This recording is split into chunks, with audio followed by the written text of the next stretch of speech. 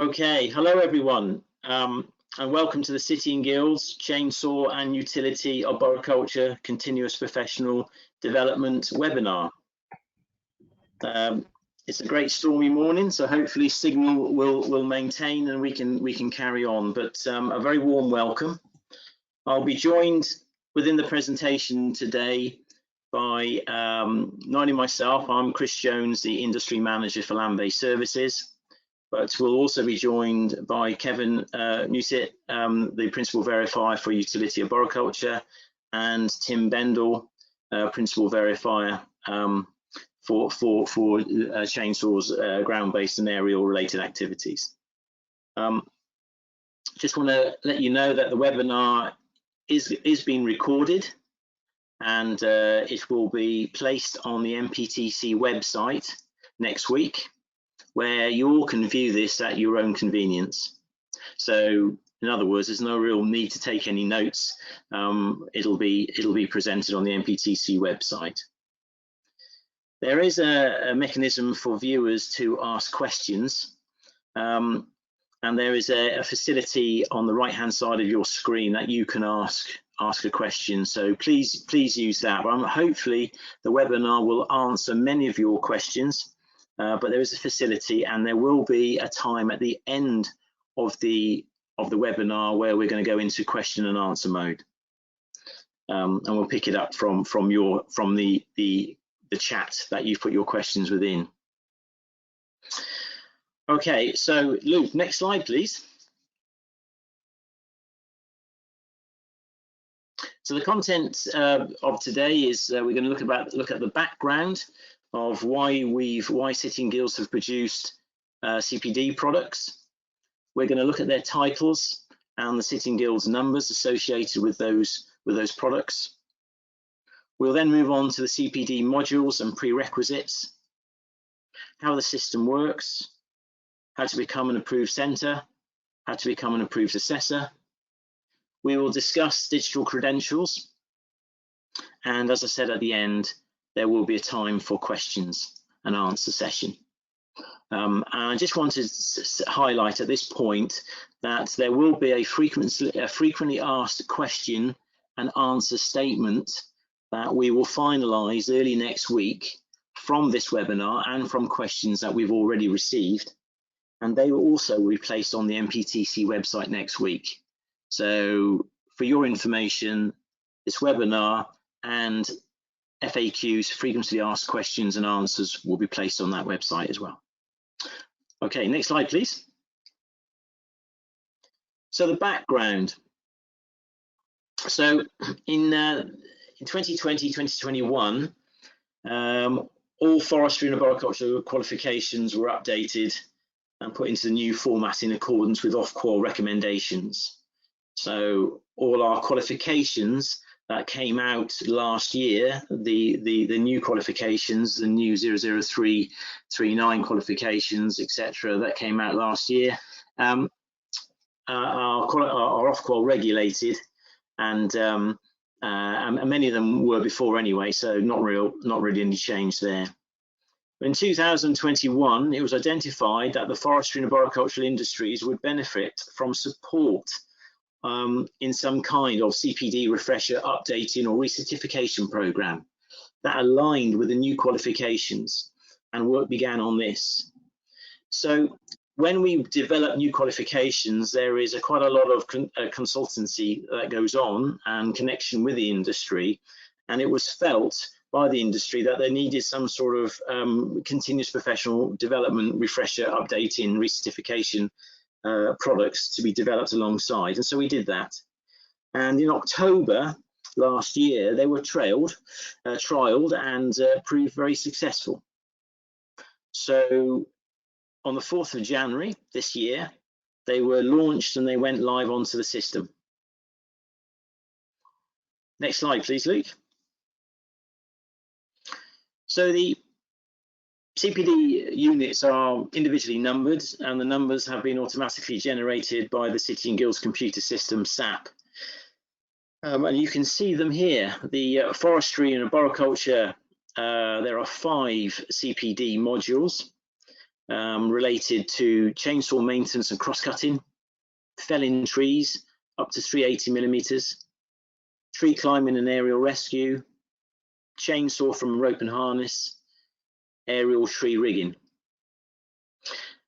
And also the utility arboriculture qualification being regulated by Ofqual. It's a qualification for life, and therefore the need by the industry to reassess yourself every 3 to 5 years or so. The development of the utility arboriculture CPD modules were developed, and so there's a product for each one of the utility arboriculture qualifications. So basic electrical knowledge, tree species recognition, growth characteristics and associated hazards, ground-based pruning, aerial pruning, assisted tree felling, use of a chainsaw from a MUP, arboriculture surveyor, and resilience ETR 123 arboriculture surveyor.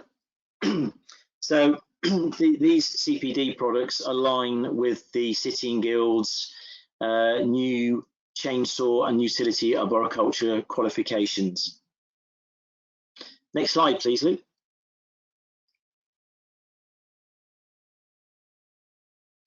So CPD modules and prerequisites. So there are 5 forestry, as you've seen, there's 5 forestry and arboriculture modules and 8 utility arboricultural modules being offered. I'd just like to say at this point that the portfolio will be extended as qualifications are rewritten, or if we find that a recently redeveloped qualification would benefit the industry from a CPD product, then we will develop more of them. And I suppose it's very early days, and we're in that situation now that we are just looking at the registrations that are coming through, which is very encouraging, I must admit. And we'll make a decision probably in the summertime if we were to extend any more or develop any more CPD chainsaw products. But just wanted to make sure actually we're still into the sort of looking and seeing situation at the moment on that. So these units, the CPD modules, can only be delivered by City and Guilds accredited assessors.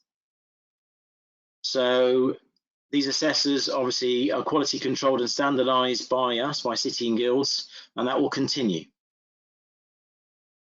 Now the prerequisites for the chainsaw, the 5 chainsaw CPD modules, candidates must hold the relevant City and Guilds or equivalent Ofqual regulated certificate of competence for each qualification they're adding CPD for. So if a candidate has already achieved a chainsaw qualification, for example, chainsaw maintenance and cross-cutting, and they want to do the CPD module of chainsaw cross-cutting and maintenance, then that'll be fine. That's fine. Or if they've gained another qualification from another awarding organisation, and it's an Ofqual regulated certificate of competence, that's also fine. So if a candidate has achieved a qualification from another awarding organisation as using the same example again, chainsaw cross-cutting and maintenance, then as long as it's a regulated qualification, they can actually come on board with our CPD modules. Now for the utility arboriculture, I want to spend a little bit of time on this. Candidates must hold, so this is the prerequisites that has been approved and agreed from now on. Candidates must hold the relevant City and Guilds AUA 10 qualification, which is the old qualification that ended at the end of January this year, 2022, providing they have evidence of experience of working in industry subsequent to achieving the qualification.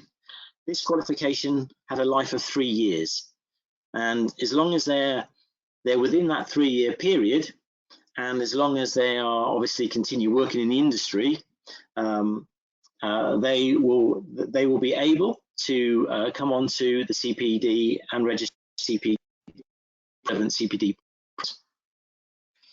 or hold the relevant City and Guilds new 0038 qualification. And obviously not many people will have that just yet, but as the months and years roll out, more and more people will be qualified with the new 0038 qualification, or hold an equivalent Ofqual regulated certificate of competence for each qualification they're adding CPD for. So this again means that if a candidate has gained successfully a utility arboricultural qualification from another awarding organisation, that is a regulated, Ofqual regulated qualification, they too can come on to the utility arboriculture CPD modules, as long as they're relative and equivalent to. Now, I just want to add here, I just want to thank industry members and partners. There's been a lot of consultation with the utility arboricultural prerequisites that's gone on in the last few days.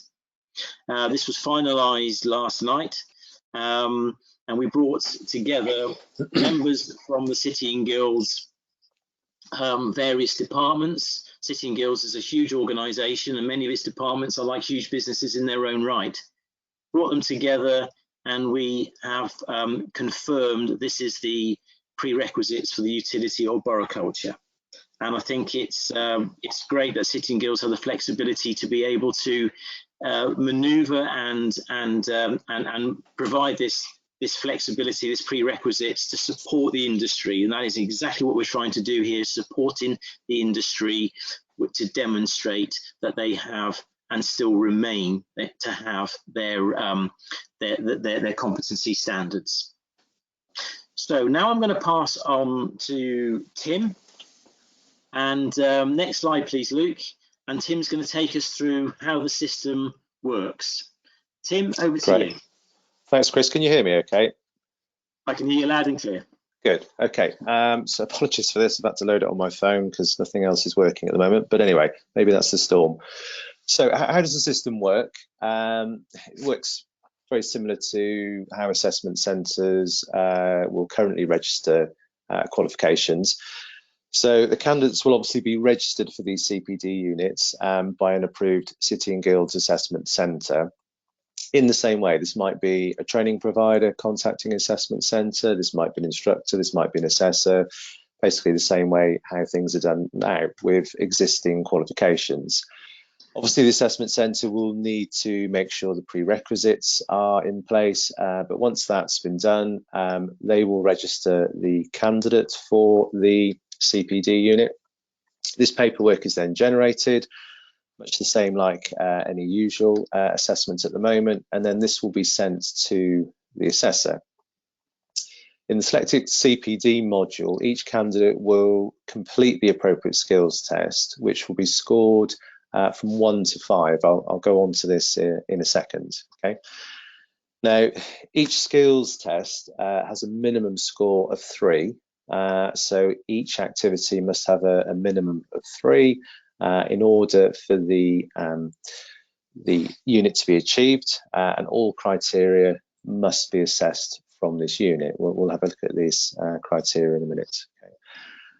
The candidate achieving the minimum score requirement will then be issued with the CPD module digital credential. Assessors must provide a written, basically verbal feedback, much in the same way they do now. Again, we'll have a look at what the assessor will be filling in when we go on to another slide.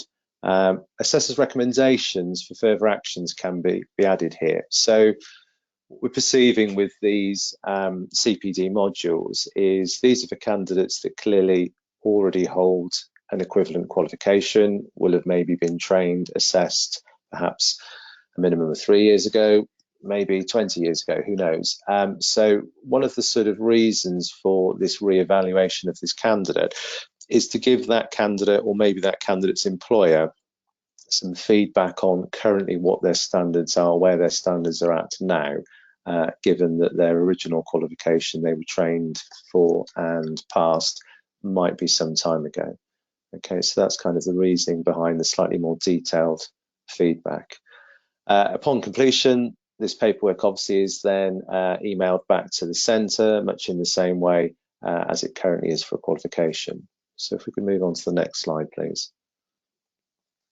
So this is the 1 to 5 scoring system. So this is slightly different, if you like, from our current system of where when we assess a candidate, it's either a met or a not met. And what we have is a description here of kind of what the 1 to 5 means. Okay, now all our assessors have been briefed on this. All our assessors are familiar with this. Obviously, all the assessors currently will be assessing the full-blown qualification, so they will be familiar with what the standards are. But a quick brief here of what 1 to 5 means. So 1 would be obviously a poor level of knowledge, lack of practical experience. Okay, potentially that assessment could be terminated. This might be on the grounds of safety. It would then obviously be recommended by the assessor that the candidate carries out sort of no further work in this skill range until further training assessment has been completed. Obviously, it's going to be a recommendation from the assessor. It's not going to remove their original qual that they might have got 3 years ago or 30 years ago. This will be the recommendation at that point that this candidate has now been assessed, stroke re-evaluated. 2 is obviously a less sufficient level of technical knowledge. Candidate shows some practical experience in the qualification, but it would be possibly recommended that further training assessment take place. 3 is where our met or standard is, if you like. So it needs to be a minimum of 3 that a candidate will achieve in all activities. So there may be some gaps in the knowledge, but they would be able to show, some practical experience up to a required standard, but maybe not in all instances.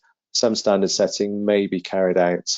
A candidate may have met the baseline pass mark and would continue to be directed into the workplace. So this is effectively saying the candidate is at the standard where they probably were when they originally achieved this qualification. Okay, 4 and 5 obviously goes higher, so good level of technical knowledge and relevant practical experience and knowledge, and obviously 5 would be kind of an excellent all-round fit sort of knowledge, and all practical aspects are being covered.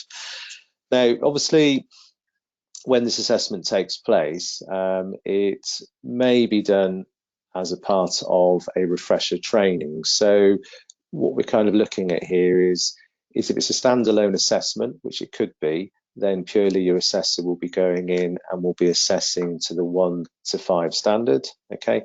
And that will be done standalone. There would be no training done as part of that. It could be done by the assessor, who's then doing it as a part of their own refresher training. So what we would think is really is your assessor, if they're conducting this assessment as a part of their own refresher training course, then this is where the level of the candidate would be, let's say at the end of that duration, at the very end of the last day of the refresher training, the candidate has assessed the level of that person, and they will be then grading it 1 to 5 at that point. Okay, so we go on to the next slide, please. So how does the system work for the assessor? You may already be familiar with this grid. This is the grid that is currently at the back of all the assessor versions of the qualification. It's also at the back at the candidate's version. Okay, what it essentially is a slightly slimmed down version of the original grid. And what I mean by slimmed down is when we built these CPD qualifications, what we wanted to do was focus on the practical tasks, the sort of important tasks. Okay, not that none of them are important, but we really wanted to focus on practical tasks with obviously some underpinning knowledge. So the grid works in the same way currently that our assessors will use. The only difference being is that the column at the end has a grade of 1 to 5. So effectively, this is the assessor version that the assessor will be using and how they will be justifying their verdict on that candidate. So you can see the list of topics that it goes down through. So each CPD qualification will have this grid. Obviously, the details of the candidate and the date and the start time and the finish will go at the top. And then if we move on to the next slide, please. you'll see that when you get down to the bottom of the grid and all of the assessment criteria, what we will then have is we will have obviously a signature from the candidate, signature from the assessor, and then some detailed feedback from the assessor based on the evidence above. That's where we as an assessor would include perhaps our guidance to that candidate of where they go going forward. Okay, so we go on to the next slide, please. So again, you'll be familiar with these.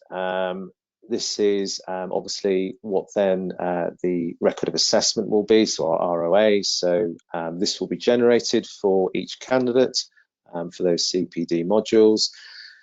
The assessor will fill this in the same way. They will obviously tick the result as met or not met. Obviously, they will also fill in an SSRA, and this will then obviously be sent back to the assessment centre with the grid that we have just seen above. Okay, the bit that the candidate will leave with, what you may notice is that we haven't got the ARIS form here. The candidate will leave with a copy of the grid in the previous slide, and that can be done in any way. That could be a photograph taken from the candidate on their phone. They could scan it on their phone. It could be the assessor taking a photograph of it, scanning it, sending it to the candidate. But we must make sure that the candidate, with all, like all our qualifications, that the candidate leaves with not only verbal feedback but written feedback. So worst case scenario, we could bring the ARIS book back out at this point and fill the ARIS book out if, for example, the other means can't be done. There's no phone, there's no signal, there's no battery, whatever. It could be an ARIS that's filled out, but we would hope that it would be the grid that would be given to the candidate as that written feedback. And if we move on to the next one, please. So how does that system work? Just to reiterate, the assessor fills in the grid, scoring their 1 to 5. Okay, the assessor fills in the ROA, 1 outcome, met or not met. Assessor sends a copy of the risk assessment, the grid, and the ROA to the centre. The candidate must leave with evidence of the outcome, i.e., as I said, an email, photo of the grid. This photo can be taken by the assessor, as we said, or worst case scenario, we'd hope they'd have their ARIS book with them and they could fill in an ARIS if nothing else would work. Obviously, any contact information for those candidates must then be deleted by the assessor once the evidence has been sent to that candidate. And on to the next, please.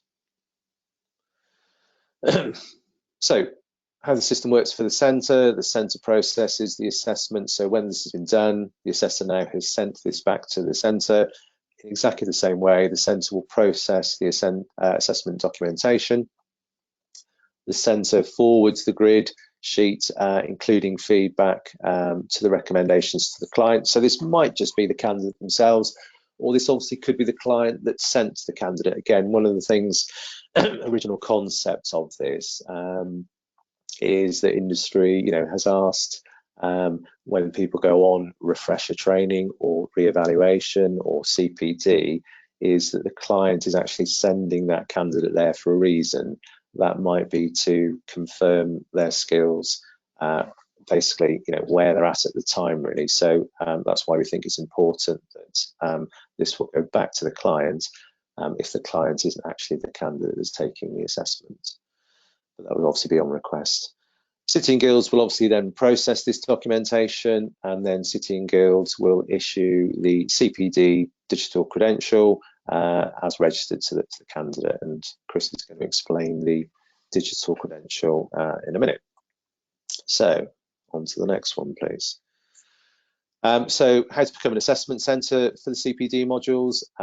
Centres that have already approved and deliver the current City and Guilds chainsaw and utility ARB qualifications obviously will be able to go through the fast track approval process. Centres who do not currently have approval to deliver the current City and Guilds chainsaw and utility ARB awards will need to apply by submitting a qualification approval form. Again, centres hopefully will be familiar with this. You need to go onto the MPTC website and navigate your way through this system, but again, you'll possibly be familiar with that. And on to the next one, please.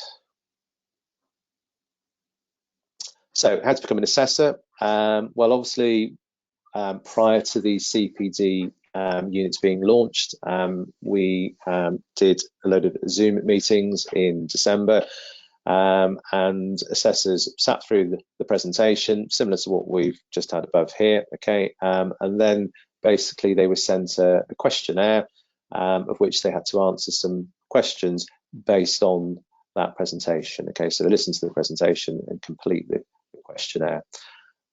So for assessors that didn't do that at the time, what happens to them now is they will be obviously pointed in direction of that online presentation. They will listen to that presentation, and then they will complete the questionnaire in the same way that the assessors actually attended the sessions back in December. Obviously, on successful completion of the questionnaire, you will then have those CPD modules added to assessor portfolio.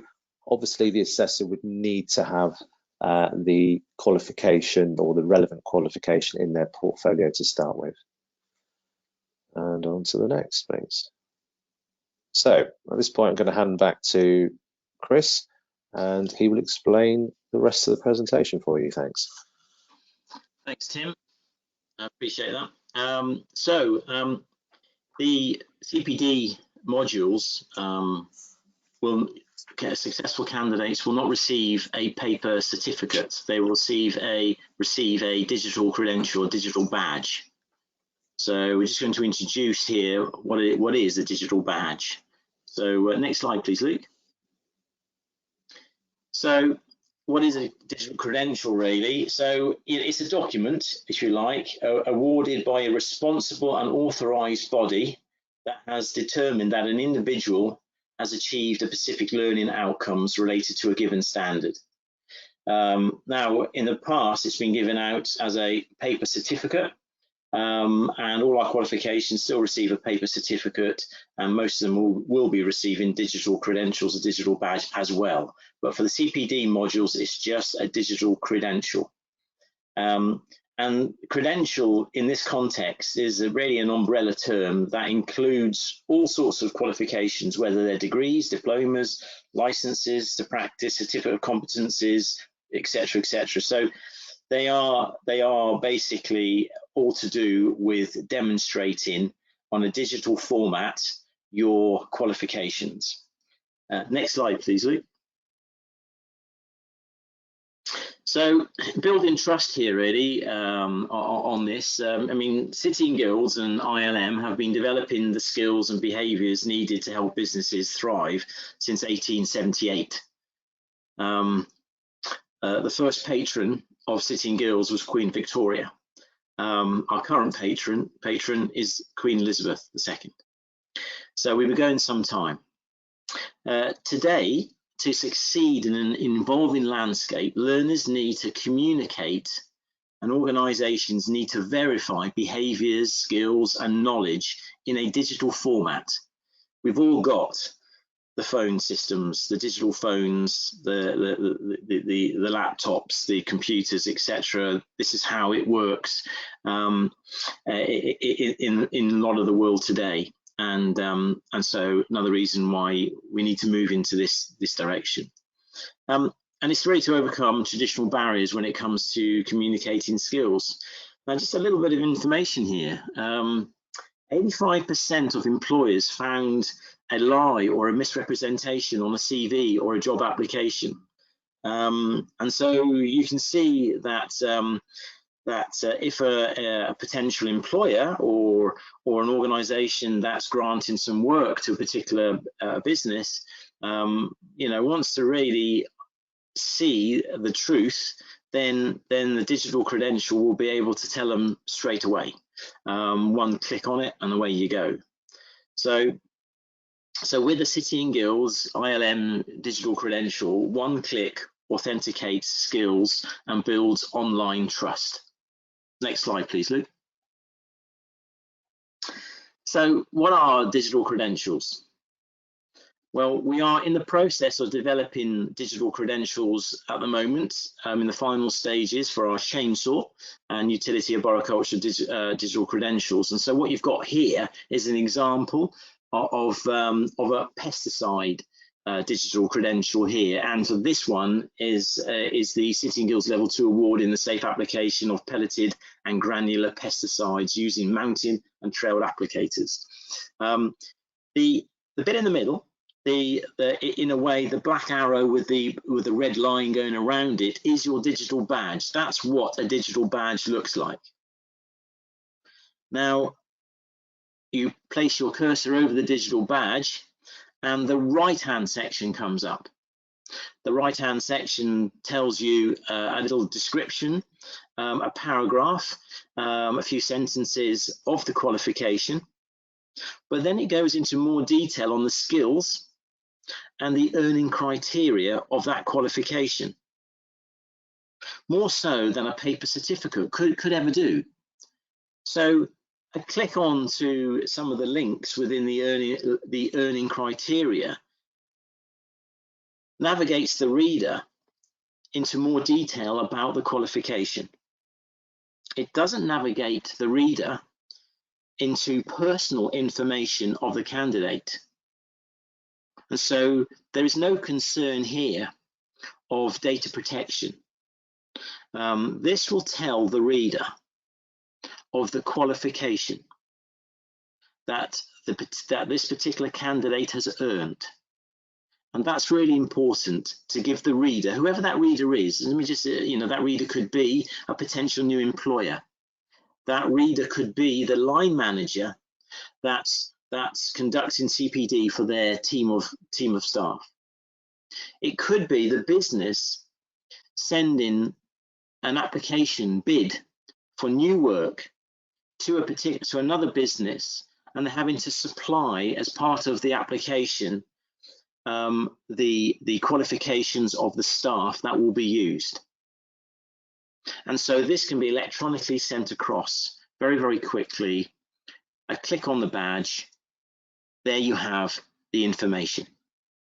Now, below that is what's called an endorsement. And this particular digital badge, because it's to do with pesticides, is actually endorsed by the voluntary initiative. And so it can take you into other realms of the industry and then providing you with other opportunities. So again, the whole World Wide Web starts opening up. But I just want to repeat one critical factor here. It will not violate any data protection of that individual person. It's only given information about the qualification and what the endorsers want to provide in terms of their information, in this example, the voluntary initiative. So it's a custom branded graphic image. It's backed up by extensive metadata that provides the detail behind it, verified by an issuing organization, compliant with regulations with the Open Badge 2.2 standard, secured with enterprise class data security, and easily shared on a professional and social network. You see often people attaching their digital badges to their email signature at the bottom of their emails, and people can click onto that and actually validate that that person is very qualified in what they're talking about. So another example there. So next slide, please, Luke. So how it works. Very, very, very straightforward, really. An individual registers for a CPD product. The individual meets the requirements, as Tim was previously describing, and earns the digital badge. That paperwork is processed, and the organisation, in this case City and Guilds, issues the digital badge. You'll receive an email, and the digital badge will be attached to the email. The individual accepts and shares their digital badge. So the individual doesn't have to accept it, but why wouldn't you? And they can accept it, but they don't have to share it. again, the whole purpose of that is to inform other people of your skills and competency. So the individual can accept it and share the badge to who and whoever they want to. The individual is connected to opportunities. Very straightforward. The only requirement here is that the individual must have an email address. You know, I realise there's 1 or 2 people out there that still haven't got an email address. They are very, very straightforward to get hold of, but this would require an email address. Next slide, please, Luke.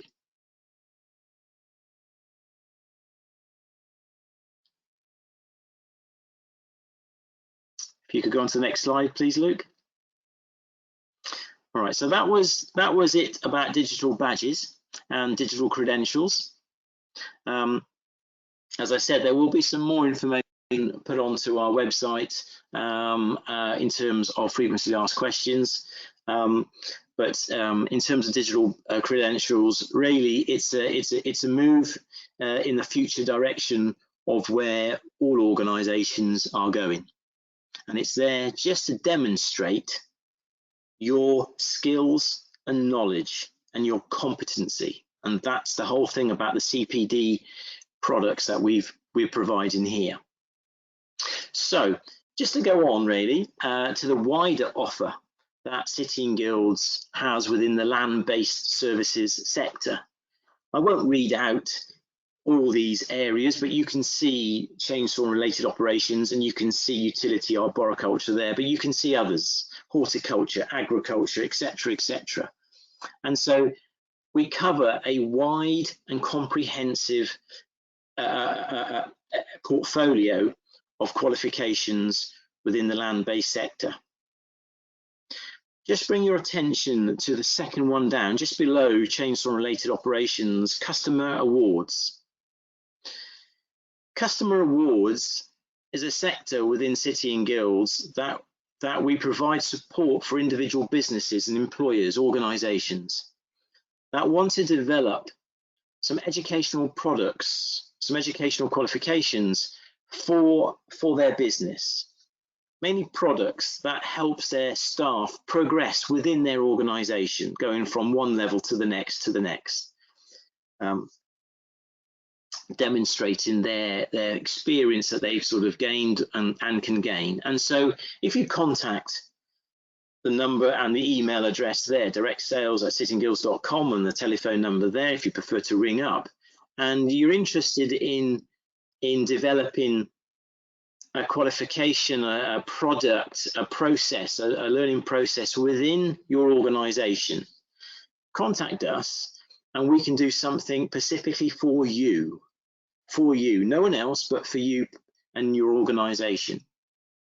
And so it would have to have a business case developed around it, and we'd have to have a look at numbers, etc. But basically we can support businesses, organisations with their own internal development. And apart from that, all the other qualifications are short qualifications lasting 1 day with an assessment, or 2 or 3 days with an assessment, or 1 year with an assessment, or 2 years with assessments, etc. So quite a coverage there within the land-based sector. So City and Guilds are firmly embedded to support the land-based sector. And just touching on the point now that City and Guilds has won the T-level bid to develop land-based qualifications in England at level 3. And that again confirms our commitment to the industry. And you can see there a few logos at the top of the screen that we represent. Okay, next slide, Luke. So I just want at this point, before we move on to questions, thank you for listening to the webinar. I just repeat what I've said. This webinar has been recorded and will be posted onto the NPTC website for you to view at your convenience. We are now going to move on to the next slide, please, Luke, and questions. And we have 20 minutes or so, just under 20 minutes, to go through some questions. We've had a lot of questions come in over recent days and weeks. but really, and also we wanted to leave it fairly open for people to ask their own questions on the format. Just type it in, and we can read it out and then give it to the appropriate person to answer. It'll either be Kevin, Tim, or myself, and we've got slightly the wider team here as well, with 1 or 2 other members listening that can join in if required. So, and these questions, as I said, will be posted onto the NPTC website. So, Kevin, could I ask you if there are any questions that have been placed on the webinar that we, if you could read them out, and then we can hopefully answer the questions. Good morning, everybody. Yes, we've had a few questions come in, especially around the utility arboriculture. And there's been a lot of concern about the prerequisites, which I think have been covered pretty well by the presentation by yourself and Tim. So hopefully that clears a lot of those up. We've also had assessors asking how they will be able to go on and deliver the new CPD modules. I think that's been covered as well. But one of the extra things we had to do in the utility ARB industry was actually we brought all our assessors back in over the previous summer to look at their skills and make sure the skills were up to date with the new qualifications that were being released. And if there were some sort of shortcomings, we've dealt with that, and we've got some standard setting. So they've all been moved over into the new system. There are 3 brand new qualifications, as many of you will see. And for these, the assessors will have to be technically evaluated. So we will be doing that over the summer. So there's a new MUP unit, which was kind of demanded by the industry as it was missing. There's a new surveying unit, and we have actually split the ground-based and produced a new assisted felling unit because it's got a bit more detail and a bit more content in there. So that's been one of the things that has been asked. The other big thing was the expiry date, probably for the utility ARB industry. Our previous qualifications, the old AUA 10, did have the 3-year lifespan. And then we had to go down the process of recertification. The new units will have no lifespan. Okay, so they're a qualification for life. They're a regulated qualification. And once you've got it for life. But there will still be a requirement under things like the recommendations of PURE to have some update or CPD training. So we're expecting that we will still be looking at that 3 to 5 year time period when people will come back and be reassessed pretty much under the CPD modules. And there's a lot of robust content in the new UA CPD modules. So it's a little bit of content missing, like Tim talked about, but actually it's almost redoing the qualifications. So the great thing is the old qualifications are now accepted as a prerequisite, and we will be then moving on to the new CPD modules from there. I don't know if there's any questions that Luke's got that we can answer. Oh, it's all gone quiet. I'm just having a quick read through now. We have had quite a few come through. I'll just read one out. I've got one. Have the CPD units for the chainsaw been accepted by industry bodies, so with the Forestry Commission, for example? I'll pass that on to Tim. Yeah, I can probably answer that.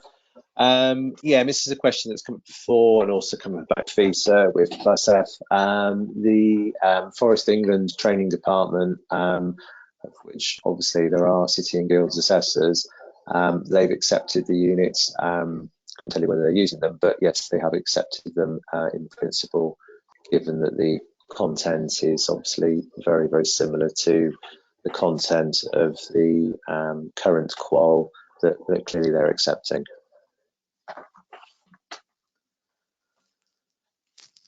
Right, that answers that one. Yeah, we've been asked a couple of questions as well around the CPD badges. So one of them is if a candidate's name's not shown on the badge, what's stopping them sharing it with us with others to use? And we've had a second one. What happened if somebody's not got an email as well? Okay, so if I go for the last part of that question first of all, the whole reason of the digital credentials is that it's online, and so candidates will need to have an email address for it to be issued. That is really important. They will have the paperwork given to them on the day of the assessment to prove that they've achieved their CPD module at a particular grade, which they can take back to their employer. But on a much more professional basis, the badge really does, it looks very well presented. And to be shared on a digital platform. So yeah, so you do need to have an email address. I understand that sometimes there might be one or two people that haven't got an email address, but it is associated with that, and that's part of the answer to the first part of the question in terms of its security as well. Now, if someone is presenting themselves and it's not true, it's not right, it's not correct, sitting guilds have a digital record, and sitting guilds can support clarification on this as well if someone is slightly worried that they don't think that particular person has this digital credential. But it is linked to that individual person via email, and that's part of the security around it. There will be some more clarification put into the frequently asked question guide on this, and I'll make sure that this is well covered within that guide and that statement. Any more questions there, Luke? We have another question around NPTC used to have meetings with centres to keep them fully informed of what's happening with the pipeline. People are just wondering if that's something that's going to happen more. We're going to hold more events. In terms of qualification development, is that the basis behind the question? I believe so. Yeah, I believe so. It looks like that's what it is. Yeah. Okay. So just for clarification, we go into a planning mode called the pipeline. And at the moment we are planning the FY23 pipeline. So basically qualifications that are going to be developed from September 2022 right the way through till August 2023. We call it the FY23 pipeline. There are quite a large number. There are actually 27 individual products that have been identified on the FY23 pipeline within the land-based services area. And this is part of my work, working with industry members. And so we've developed chainsaw and utility ARB qualifications and added CPD modules to them. That's been done. We are waiting for the National Action Plan on pesticides before we go into development of our pesticide qualifications. And we only had a meeting just yesterday with DEFRA to discuss the wait for the National Action Plan to be presented. And it looks like it's hoping it will be presented in late spring, but we're not 100% sure. It was promised before Christmas, it was promised by the summertime. It should have actually come out in May 2021, but so pesticides are on there, and we have other qualifications. Forest machinery operations, for example, that's on the FY23 pipeline, and we hope that we will be able to develop those qualifications. We are in production at the moment for our safe use of sheep dip. as an example, and we've got a huge development in terms of the T-level, the land-based T-level qualifications, and part of that, one of the pathways within that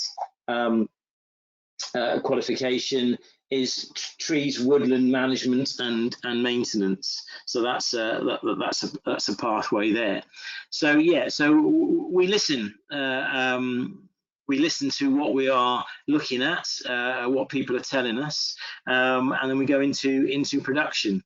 A qualification can take several months.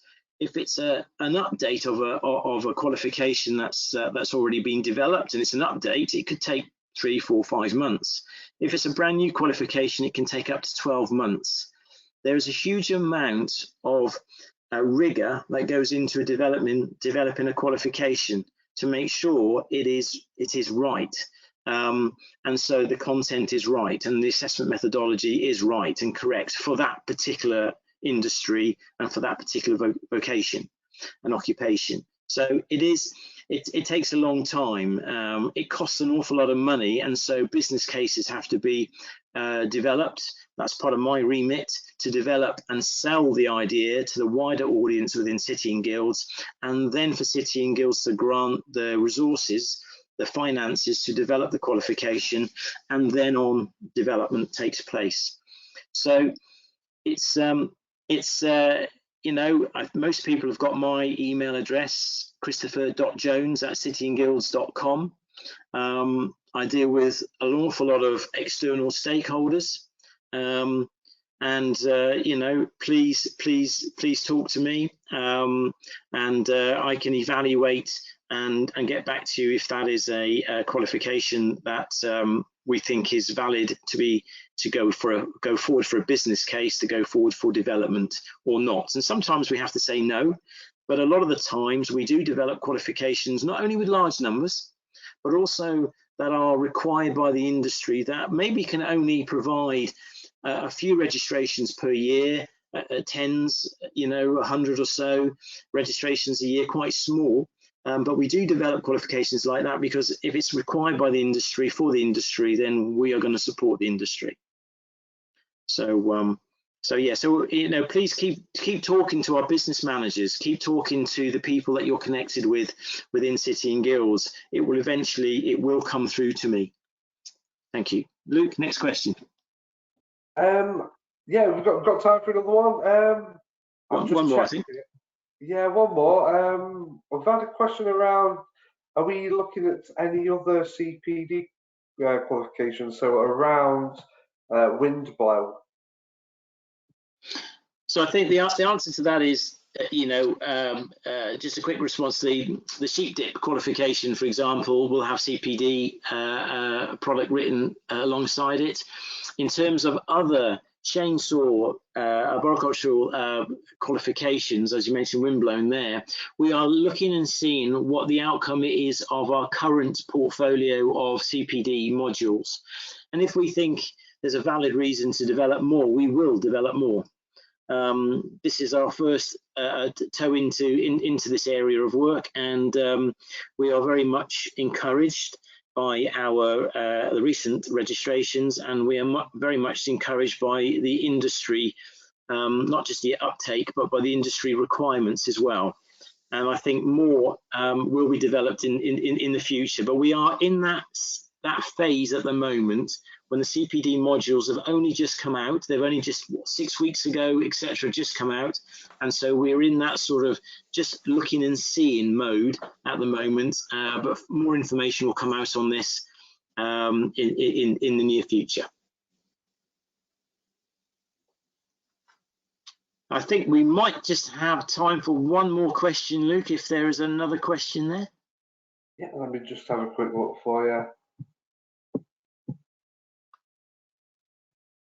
But while Luke is looking at another question there, you know, just to repeat what I've said, we will be putting a frequently asked question and answer guide statement on the website, and that can be updated if more questions come in. We can add to that list of questions to support you all. And the one I've seen is, so when will the forestry qualifications become available for CPD? All the CPD modules are available now. All the modules that were highlighted at the start of this presentation went live on the 4th of January. That's fine. Yeah. Okay, I mean, I think we are coming to the end now of the webinar. We are going to collate all the questions that have been posted on the webinar, with a list of other questions that we've already organised and got answers for. And it's hoped that next week we'll be able to put the FAQs onto the NPTC website and for everyone to use. I just want to thank you all for your time. I realise everyone's quite busy. Just want to say that we are here for the industry, to support the industry, and our ears are constantly open. So I've enjoyed the last few days of meeting with quite a few people from the industry, listening to their queries and concerns, and then working with my internal colleagues to make sure that we can adapt and adopt and be flexible. I think that's really important. Just remember, we're here for you. So thank you very much. And I hope you have a great rest of your day and you don't get too blown around by it with the storm we're in at the moment. Thank you very much.